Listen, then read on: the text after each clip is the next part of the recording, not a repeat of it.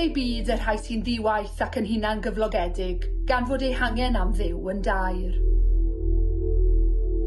Gwyneu byd y rhai sy'n cadw siop gornel, gan ei bod yn gwerthu'r pethau prin.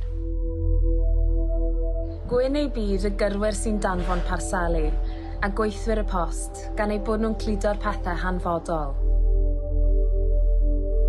Gwyneu byd y rhai sy'n gweithio yn yr ysbytai, y criwiau ambulans, y meddygon a'r nyrsys, a'r cynorthwywyr gofal, a'r glynhawyr. Gan mai nhw sy'n sefyll rhyngom ni a'r bedd, ac iddynt hwy yn sicr yw teyrnas nefoedd. Gwyneu byd y rhai sy'n gweithio ar y tilia am eu hamynedd a'i nerth yn wyneb blinder a rhwystredigaeth. Gwyneu byd y rhai sy'n casglu ysbrwyel gan y cant weld Duw gweithaf mynyddoedd y wastraff. Gwyn ei byd yr athrawon am fod yn gadarn a chyson mewn oes gythryblus.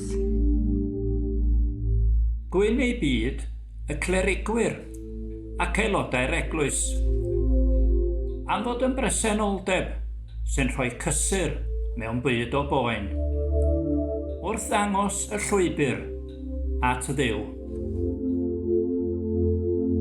Gwyneu byd y rieni sengl am ymdopi gyda'i cyfrifoldebau heb seibiant.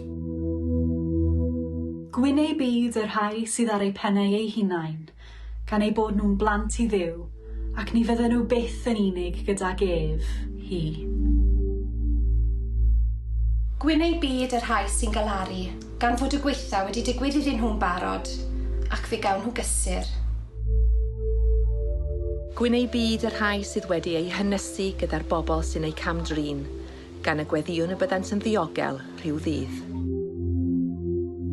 Gwyneu byd y rhai pur eu calon yn ystod y cyfnod hwn. Y rhai sy'n dal i ddiheu am gyfiawnder, y rhai sy'n gweithio dros heddwch ac yn dangos trigaredd. Boed i chi wybod beth yw cysur, boed i chi wybod beth yw tawelwch, a boed i ras ein harglwydd Iesu Grist a chariad Duw a chymdeithas yr ysbryd glân, fod gyda phob un ohonom ni.